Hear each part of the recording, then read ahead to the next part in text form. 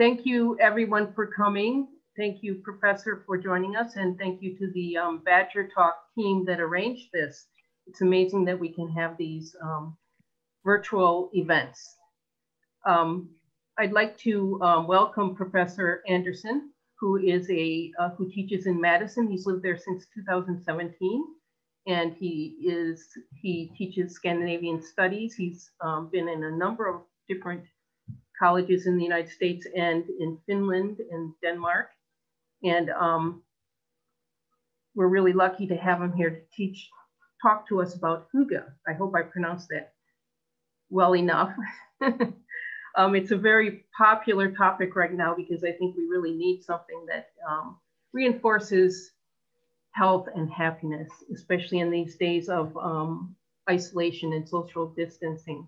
And I think it's really important to Door County too, because we do have such a strong Scandinavian heritage here in Door County. So without further ado, I'd like to turn it over to Professor Andersen. Thank you. Thank you so much, Laura, and thank you for that introduction, and thank you for having me.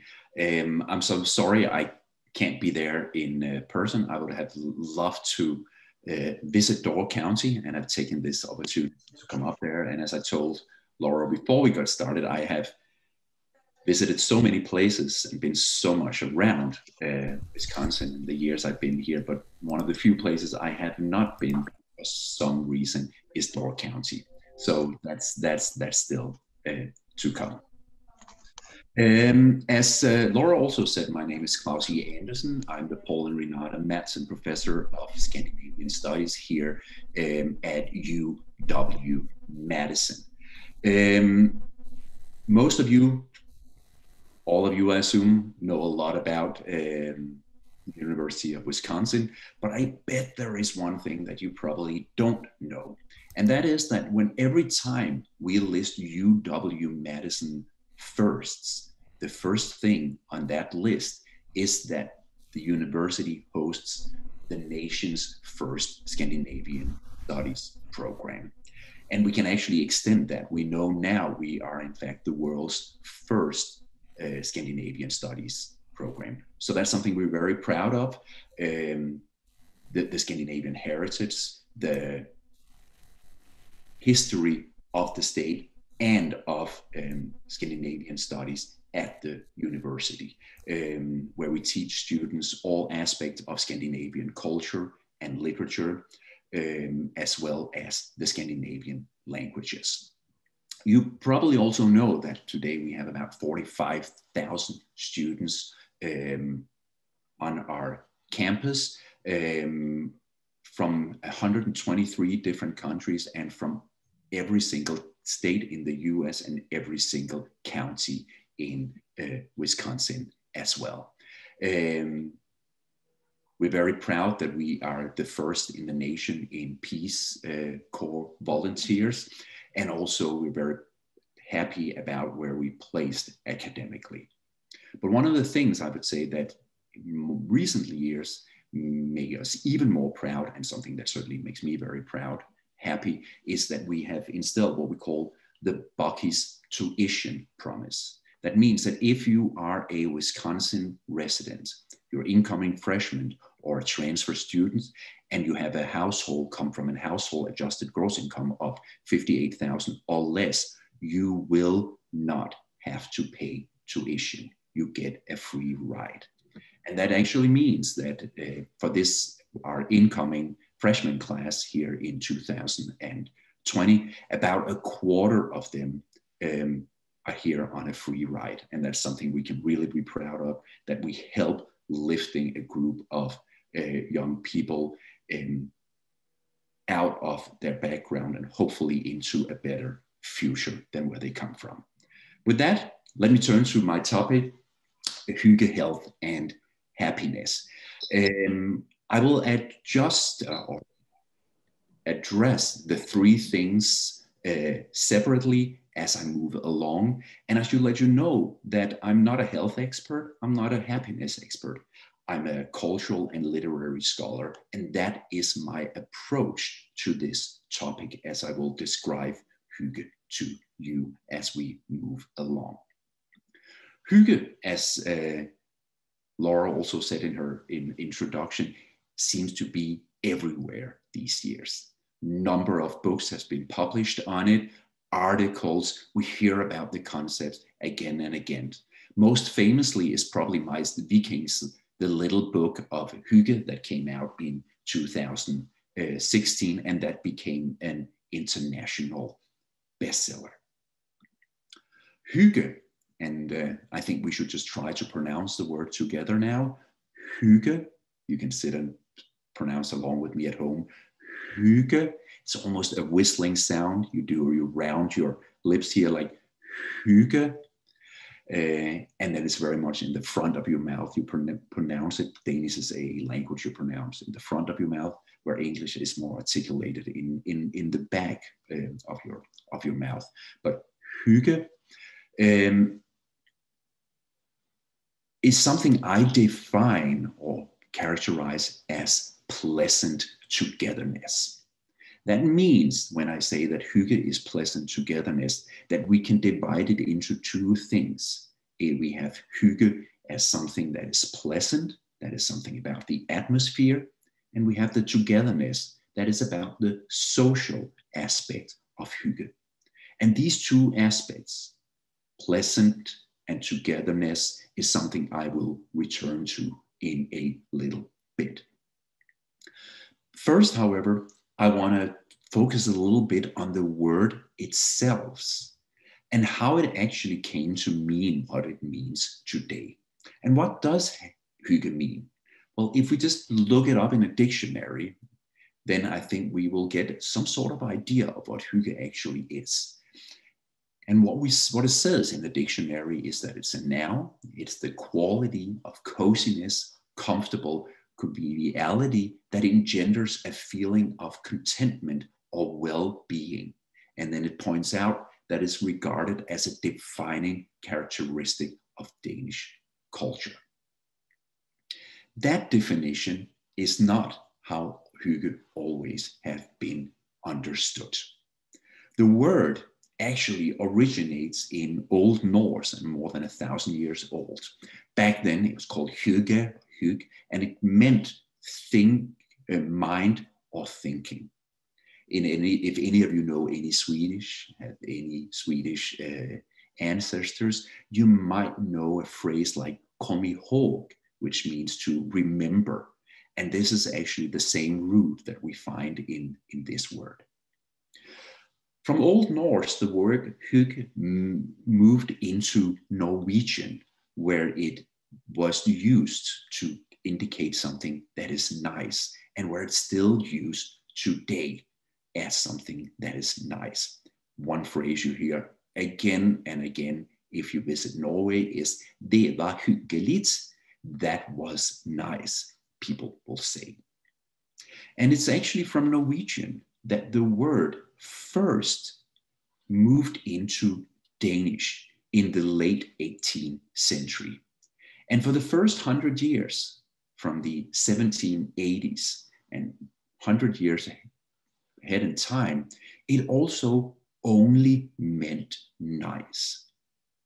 But towards the late 19th century, about in the 1870s or 80s, the word changed meaning. It got new connotation. It started designating something that was cozy, comfortable, and contentment. So why this change? Why did the word go from being just nice to meaning cozy, comfortable, and content? A very, very big reason for this change is a war that happened in 1864, the Second Schleswig War, where the Prussian army fought against the Danish army over the who should rule the two duchies of Schleswig and Holstein.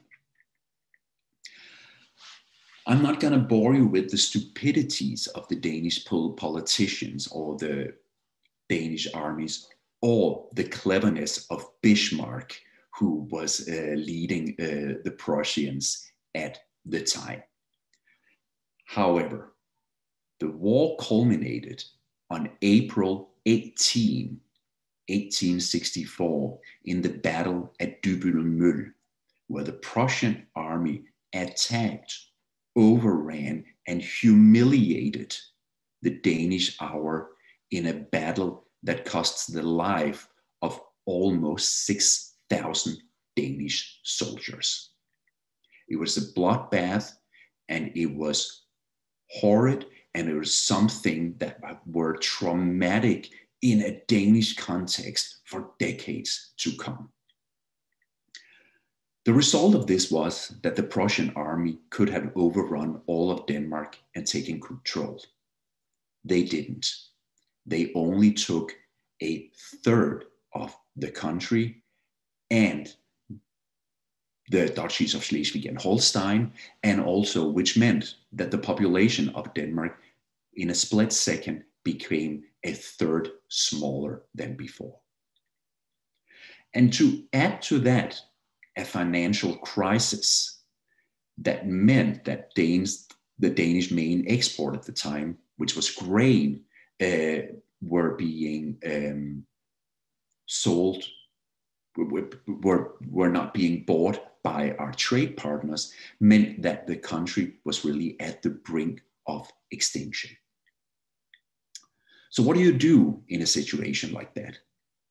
Well, every time we sense a threat from the outside, exactly like we saw here in the US, right, at 9/11, is that we come together. And in Denmark, the motto in the years after the war became, what outwardly has been lost, inwardly shall be gained, as an industrial giant at the time, Ernesto Dalgas, said it. Danes looked at themselves and said, we're good enough the way we are. We don't need the rest of the world. We don't need anyone else. We are content and happy the way we are in a small, cozy country. And it is precisely here that we the first time find the word hygge, meaning exactly that: cozy, comfortable, and content. So because of the war, hygge came into being in its current iteration. I think if we look at this history, it's certainly no coincidence that hygge as a phenomena became an international phenomenon in 2016. Because in 2016, two things happened that some ways can be seen as similar. The first thing, of course, was Brexit. And the hygge actually became a big phenomenon in the UK in the wake of the Brexit vote, exactly because of the same reason as in Denmark.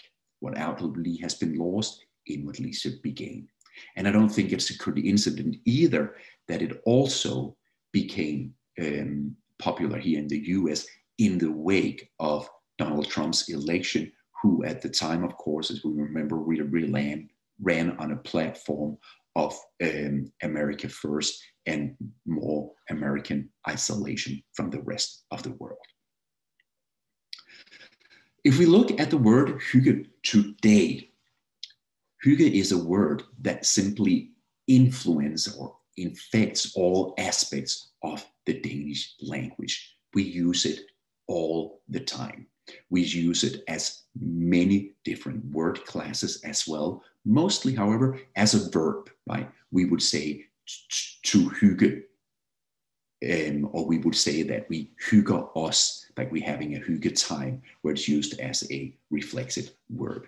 We also sometimes use it as a speech formula, where we would say hygge dig, du må hygge dig, which would be similar to in English phrases like have fun or enjoy yourself. We will also often say as an adjective, det var hyggeligt, that was hyggeligt.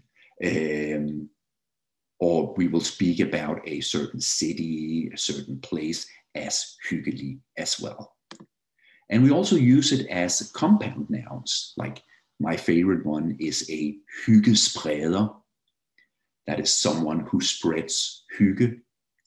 And we talk about evenings or Christmas as hygge as well. For instance, a young couple can tell themselves, tonight we're gonna have a hygge evening, meaning that we're just gonna pull the plug, stay at home, which we all of course do now in COVID, and enjoy ourselves and relax without going out. You can also talk about it as hyggesnak, like hygge chatting, or talking about hygge music, which was something like elevator music in English.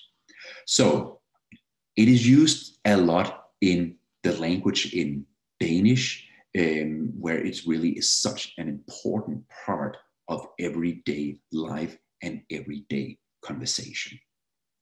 And with that history and with these words about the linguistics implication of the word, now let me return to my definition of hygge as pleasant togetherness.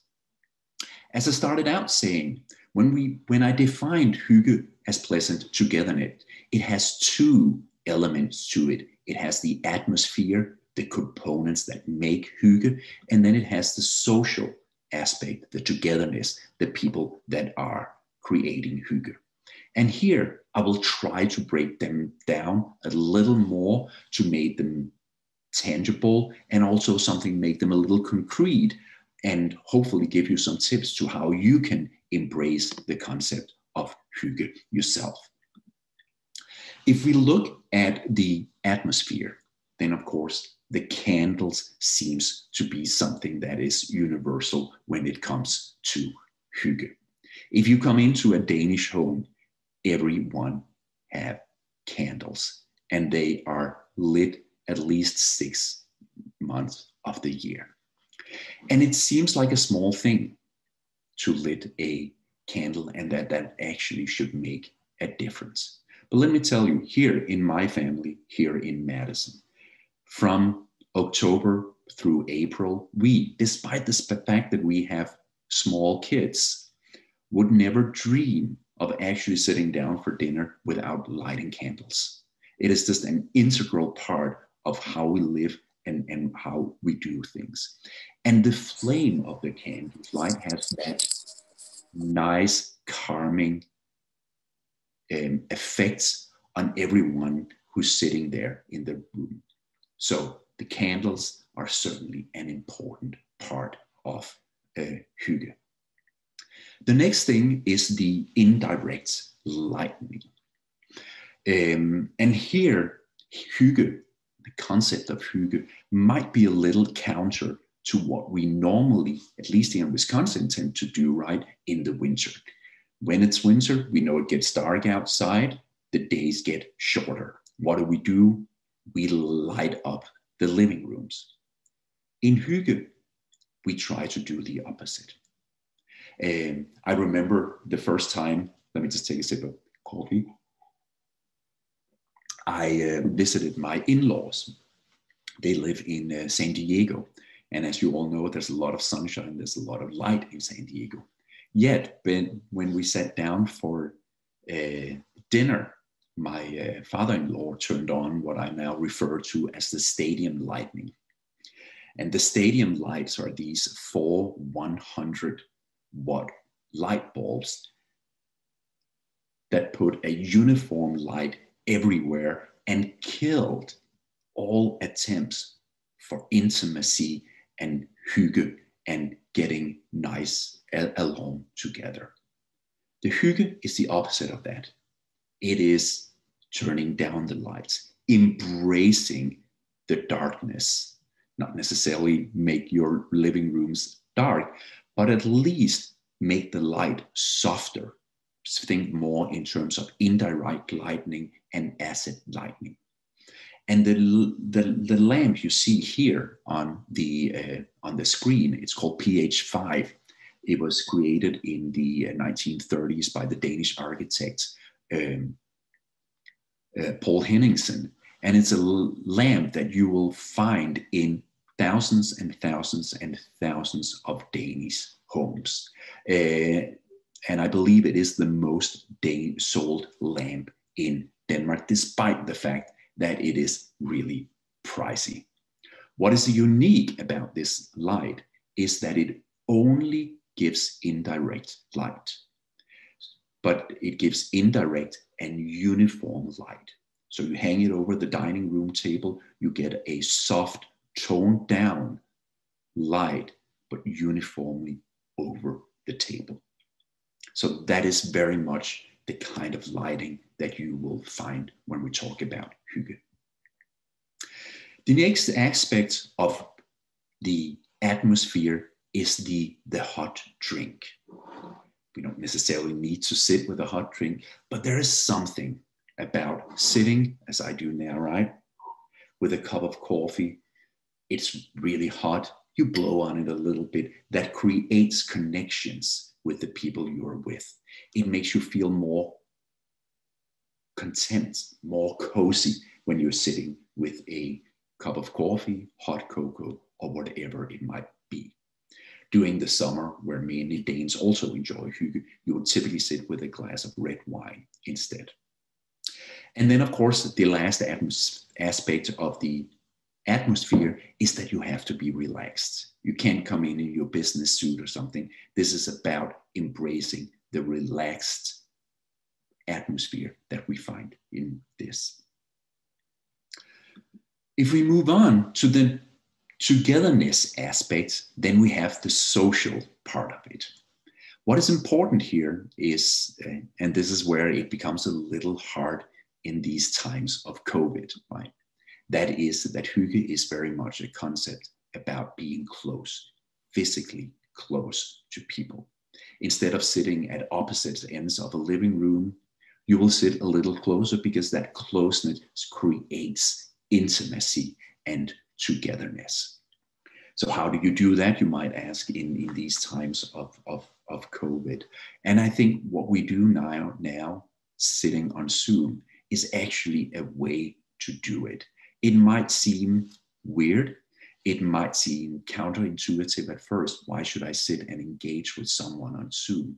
But if you actually just talk to friends and family and say, do you want to meet on Zoom for a cup of coffee? It will make a difference. So closeness is an important part of it, but also the friendliness, that we don't have an antagonistic relation to the people you're sitting with. Many of the books on Hygge, they will claim that when we are embracing Hygge, there's no such thing as discussing politics. That, however, is not the case. Danes love to discuss politics, and they do it all the time, but they're also able to leave those discussions behind the second that they get up and kind of just testing the water of each other's argument, pro or con a certain issue. And then, of course, there is the more problematic aspect of Hygge, and something we see in Scandinavia and Europe in these years, which is that Hygge becomes a way to exclude immigrants coming into the country, as it very much is a concept that are meant for people who look the same, who think the same, and feel and have the same opinions. And in that view, in a very homogeneous sensed country, there's not really room for anyone else, unfortunately. So that's the more problematic aspect of it.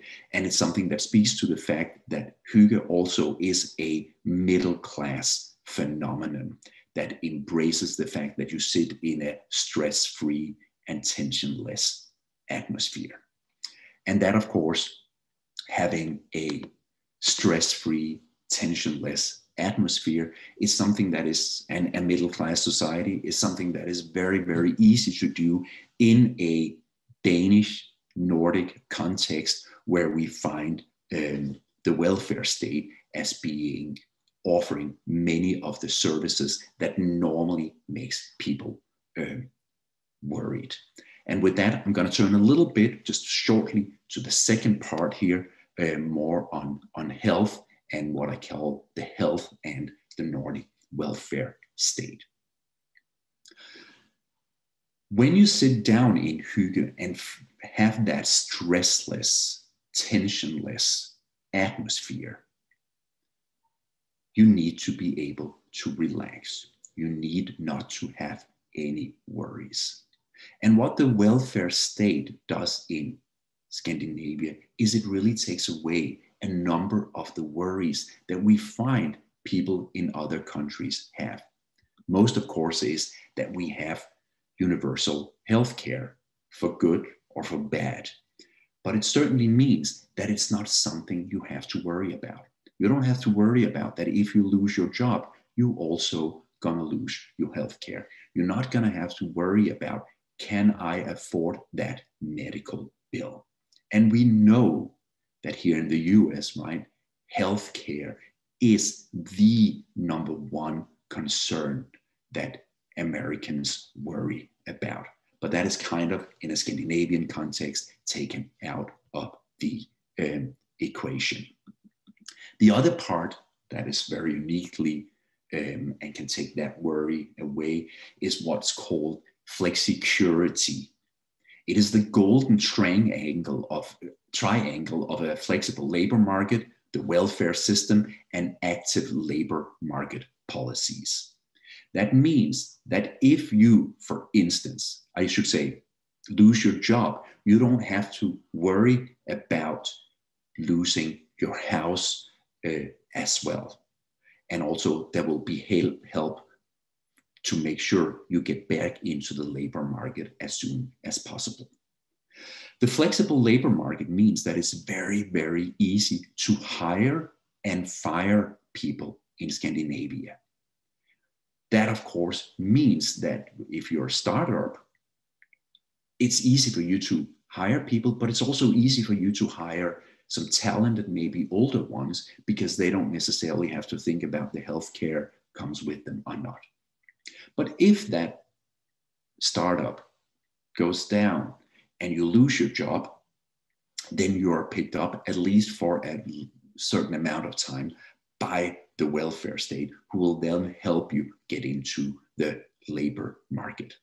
A very good example, and I think it's very comparable to what you, in contrasts, oftentimes some of the stories we hear here in the US, when you have a major plant in a small town that closes and affects everything, is that a few years ago, there was a slaughterhouse in a Danish town that announced that they would close down and cut 500 jobs.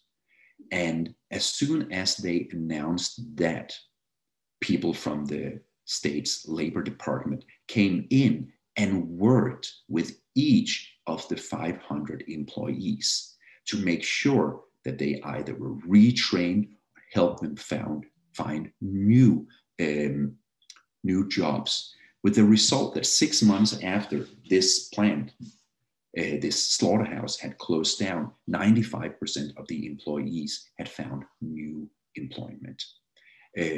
So again, that's not that same worry.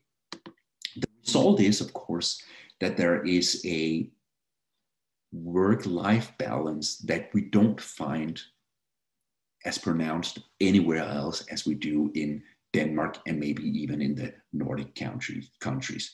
Here you can see all the way to the right, you can see Denmark, how they're doing in terms of work-life balance. And then you can see the US up here between Australia and Poland. And when you have that balance, right, it also means that you can take those moments, those times out of the day to sit down and embrace embrace being with your family or your friends. You don't always have to run around thinking that you need to do more work. And with that, we come to the third part here, more on happiness. About 20 years ago, the UN, as you probably know, started doing the World Happiness Report, asking which countries were the most happy. Today, Finland is actually considered the happiest place on earth. But for many, many, many years, many first years of this report, Denmark ranked #1 on the happiness index, to the extent that we like to refer to Denmark as a happiness superpower. But that, of course, leads us to the question, can we measure happiness?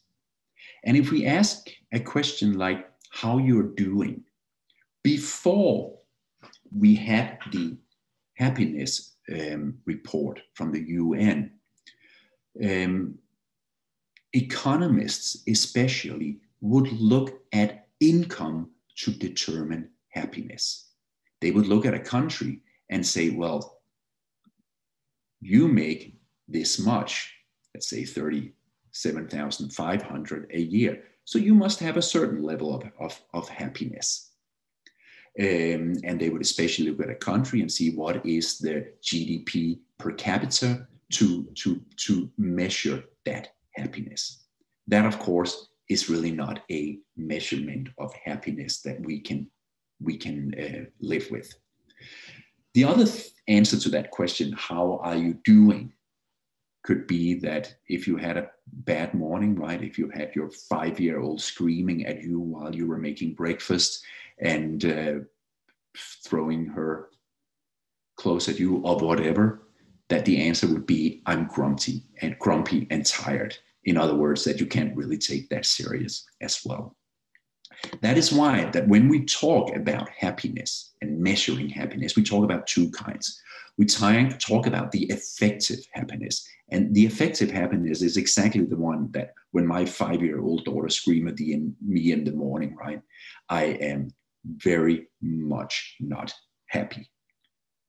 But even though she was standing there screaming, there's still another kind of happiness, the cognitive happiness. And that is, if someone came and asked me, even though it's 6 o'clock in the morning, taking all things together, even your daughter screaming at you, would you say you are very happy, quite happy, not very happy, or not happy at all? And that's what the UN report asks. They use a scale from 1 to 10, and they add certain other information about freedom of the press, equality, labor market policies, and so on, to measure the happiness of people. So what is it that we know make people say that they are happy? Community, friendship, and togetherness. Every time we find a high level of community, friendship, and togetherness, people report a high level of happiness. And these, of course, are exactly the elements that we find in Hygge. So it's not a coincidence, though I won't say there's a clear relation, but it's not a coincidence that countries like Denmark, where Hygge has such an important part of it, also is a country that can report high levels of happiness. But unfortunately, not only in Denmark, but also here in the US, what we see in these years, right, is that we find less and less community, friendship, and togetherness. We find more and people reporting loneliness. This trend is something the sociologist Robert Putnam described about 20 years ago in the book Bowling Alone, that he describes here in the US. And his point in this book, the title, refers to the fact that there are fewer and fewer bowling leagues in the US, but more and more people bowling. In other words, people are bowling alone. There's less community, less friendship, less togetherness, unfortunately. In fact, If we ask people, right, today, if they feel they have a best friend, someone they can depend on, 22% of 18 to 34-year-olds say that they have no one that they feel they can depend on. And that's really, really horrid. That's scary, because we also know that loneliness has severe impact on our well-being. In fact, loneliness, researchers suggest, has the same effect on our mortality as smoking 15 cigarettes a day. And I think that is why, right, that when we talk about the food and eating together, this is really something we should do. For some reason, there has become a trend here in the US, right, that when you go to work, you sit by your desk and you eat your lunch alone. But the moral of all this should be, don't. At least when we're past COVID, try to go out with colleagues. Make sure you are together with people. Make sure you go out for coffee with someone. This is really the things where it makes a difference. And just recently, I learned actually that in France, right, we all know the food pyramid that you see down here, that in France, they recommend not only what kinds of food you should eat as they do in the food pyramid, but they also recommend that you should never eat alone. Because it leads to loneliness, and it also leads to actually people eating more. And this embracing the community, embracing the togetherness is something we here in my family, as I said, I have a 5-year-old daughter. I also have a son that's a little older. And we have, since they were very, very small, every weekend, every break, every time we are not at work, we have created the ritual that we call afternoon coffee, which means that we sit down around the table for anywhere, depending on how long they can sit. But it can be 2 minutes, it can be 10 minutes, it can be even more than that. My wife and I with a cup of coffee, the kids with a glass of milk, and then a baked good or a cracker. And we do it in the afternoon, and those few minutes makes a difference. It seems ridiculous, but they really do. And they become such a important ritual that my daughter, again, who's 5, she can, like, if we skip it one day, I mean, she almost panics. It is such an important part for her that we just sit down, look at each other, and check in and see how things are going. And that is something we can also, in these COVID times, do via the screen. Just a few more words before I get to the end, and that is about the relationship between happiness and money. Can't we just buy happiness? At least wine, as it says on this one here. Well, no, unfortunately, we can. We know that what we call conspicuous consumption, where we go out and buy new items kind of to keep us self-fulfilled, only lead to less hollowness, less unhappiness in the long run. We also know that the more we make, there's a certain amount where it doesn't really matter if we make more than that. We do know that if you go from around $20,000 to $50,000 income, happiness actually makes, like, your happiness increases. But if you go from $50,000 to $100,000, your happiness hardly increases. And above that, there's really no evidence that it makes you happier to make more than that. In fact, there seems to be the suggestion that we reach a certain point and it actually makes us more unhappy. if we make that, because we just get more worried. We have people who want money from us and all the time wants things from us. In fact, in recent years, there seems to have been scholars who suggest and start working on the fact that there's a reverse relationship, not that money can buy me happiness, but that happiness gets us more money, that people who report happiness are the ones getting promotions and the ones that also have a higher life income than others, because we want to work with someone who seems more content, who seems more happy, and who seems more interested in the togetherness aspect of it. So I guess the conclusion here would be that a good health leads to happiness, that leads to a good health, that leads to happiness, and so on. And with that in mind, I want to say embrace Hygge, because it might just make you both healthier and happier. Thank you so much. Well, thank you. That was really interesting, and I had a number of questions, and you basically answered a lot of them in your talk about politics and the whole range of things. I have seen a very interesting, I had no idea that the beginning was connected to what I would call the Schleswig-Holstein War. Yes, There's a really fascinating TV series out there called 1864, which I thought I had in the library collection, but I just checked and it's no longer there. So if anyone can track that down on Amazon or something, I'd recommend it. I think I'm actually, it used to be on Netflix. It might still be there. Yeah, okay. It certainly shows a very critical side of Denmark and the time, and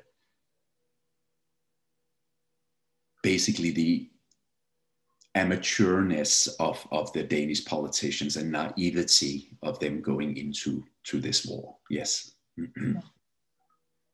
And I also was wondering, we have a very large collection of Scandinavian thrillers here in the library, and they're very popular right now. Can you say if there's any contrast between the fact that you pursue so much happiness, Hygge, and then like to read all of these blood-curdling thrillers? It's an excellent question, right? Because what we know right now from Scandinavian culture, and even if we go further back, we can go a generation back, right? Where it's the dark existentialist loneliness, right? And then the thrillers that are about horrific crimes, because if there's something Nordic noir is, right, there are more horrific crimes, more serial killers than anywhere else in the world. It is such an interesting contrast to the concept of Hygge and the orderly society that is at the core of the Scandinavian countries. I think the crime fictions are, on one hand, an outlet for all these things that we can't really fit in to our orderly society otherwise.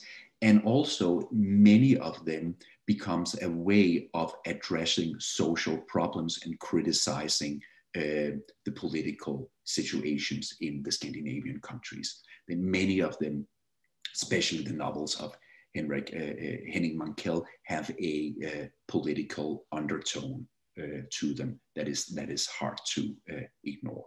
So yes, that is such an interesting contrast between Hygge and what we see otherwise. But the darkness, I think, of the Nordic noir should not necessarily let us think that they are in contrast to like all Scandinavian on a daily base going around, or all Danes going around smiling because they're happy.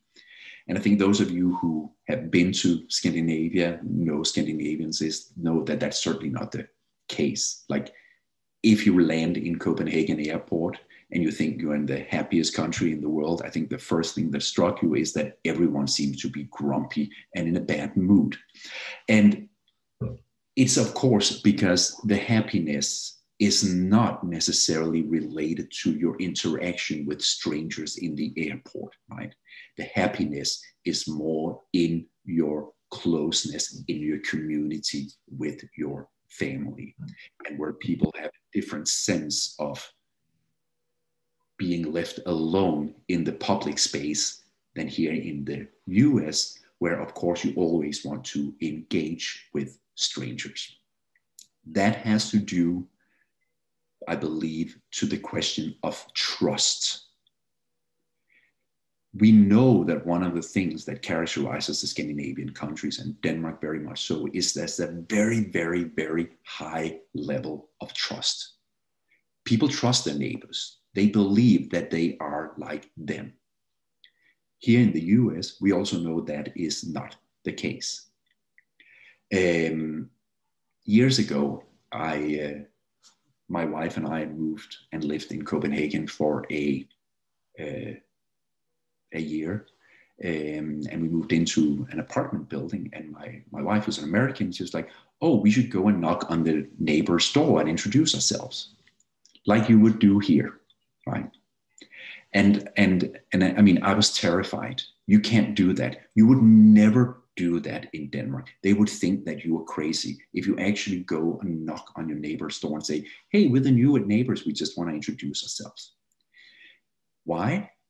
Because you assume your neighbor is just like you.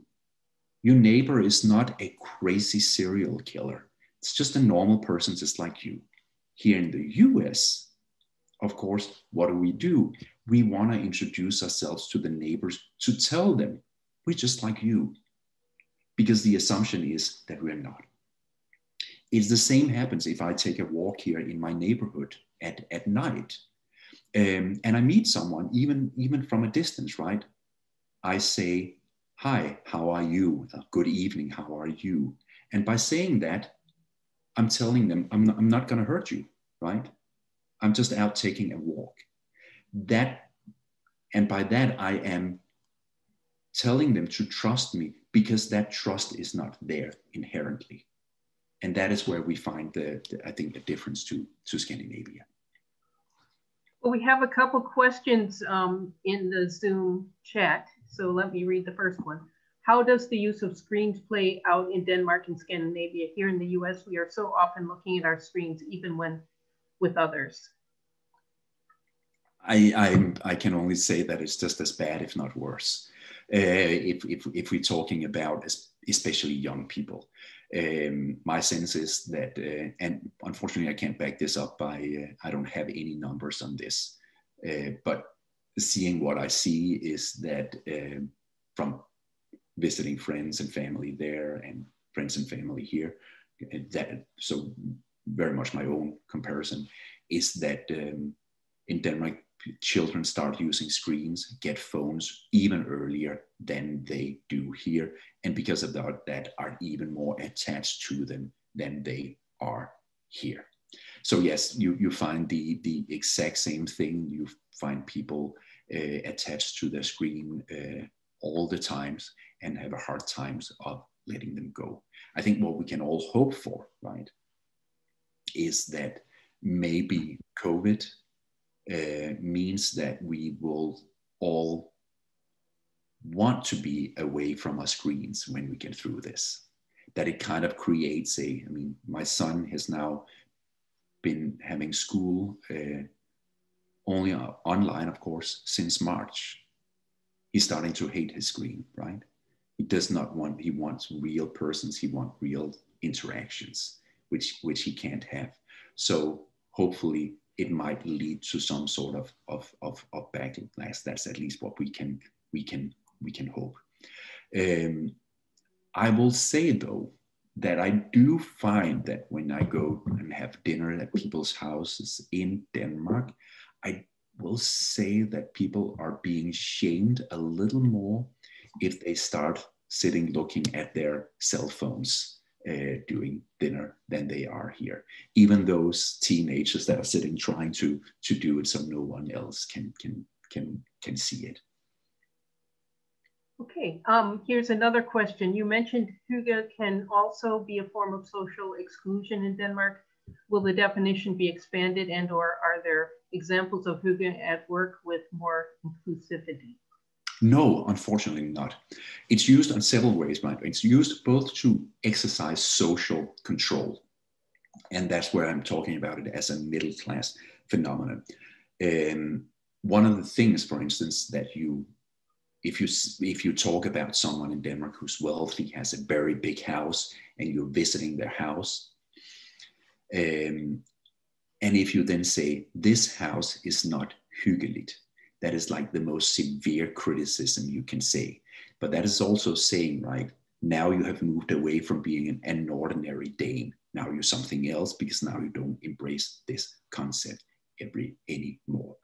But no, unfortunately, hygge is also a concept that seems to be a very much thriving and embraced by the right wing as a way of excluding foreigners coming into the country. Because in order to be accepted into the hygge community, right, it suggests that we need to be 100% equal, and there needs to be full assimilation. So it is, in that respect, hygge certainly is a double-edged sword as well, that is closely related to the xenophobia and racism that we see as well, or can be related to that, I should add. And here's another one from Facebook. What is the role of winter sports in the happiness of Danes? There are two answers to that question. I can speak for if I speak for Denmark alone. In Denmark, winter sport is non-existent. In all of the Winter Olympics, in all of the history of the Winter Olympics, Denmark had won one medal in the Winter Olympics about 20 years ago, won a bronze medal in women's curling. So winter sports not existent there. Of course, that is very, very different if you go to Norway, where you have a lot of winter sports, and Finland and Sweden as well. But in a Danish context, no, simply because the winters in Denmark, and that is part of why hygge is so important there, are not snowy and sunny as they are in the other Scandinavian countries. One of the things I love about the winters in Wisconsin is that it's snowy, because snow lights things up. And especially on the days when you have sunshine. It is, I mean, it's brighter than the summer. But if you go to Denmark, basically from late October all the way to late March, you have darkness, you have rain, and you hardly ever see the sun. In fact, if I'm not mistaken, December this year was the December month that saw the least sunshine ever recorded in Denmark. And all my friends and families in Denmark have complained about this year, that it's even more extreme than it tends to be. And then keep that in mind, add to that as well, that Denmark is much further north than it is here. That means that the sun comes up and sets much, like the days much shorter. And then when that day comes out, it is basically just darkness. It makes for a very, very depressed winter. So I think that's where you, another reason why hygge is so important there. And we have one other question here. What is percentage of homes in Denmark have fireplaces? That's a really good question, and that I honestly can't answer. Open fireplaces, hardly any, because they are not efficient in terms of heating. and all is about being efficient. But you see many places where they have like an oven that can heat up a living room. But things like you hear in the US, where you see many people have gas fireplaces that are also used to heat up a living room, is something that you not find many of in Denmark. Okay, that's all the questions. Let me read one comment from Cindy. Some friends and I have been working on adopting the Hygge concepts lately, and I really enjoyed your interesting talk. Well done. Thank you for making this available. So thank you very much for your time and for your talk. It's very highly appreciated. Well, thank you so much for having me. I hope I can come up there another time and give another talk at some point. Okay, and be sure to go visit L. Johnson's and Sister Bay and see the goats on the roof. They're famous. Okay. From Scandinavia. Thank you again. Thank you so much.